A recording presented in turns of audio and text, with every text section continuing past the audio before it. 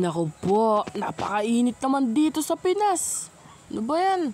Kakaligo mo pa lang, pagkalabas mo sa CR, pawis ka na, instant. Ay naku, nood na lang kaya muna ako ng balita para mawala-wala yung init ng ulo ko. Walang pasok ng ganitong araw. Wala naman ka pala kaming pasok ng Monday, Tuesday at Wednesday. So, anong gagawin natin?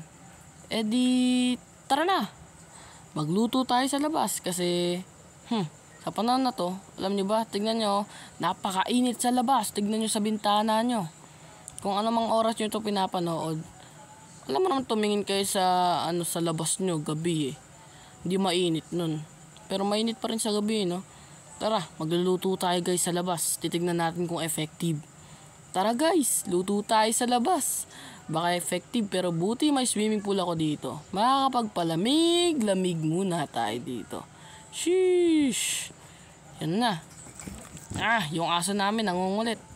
Yan na guys. Pero wala tayong swimming pool sa totoong buhay. Ano ba yan? Sa Minecraft lang meron. Yan, tara, magluto na tayo. Yan. Yan ang lutuan natin. Di yan stove ba? Lutuan yan. Yan. Yan chicken. Ano pa yan? Hilaw pa yan. Dali, lutuin natin. Luto.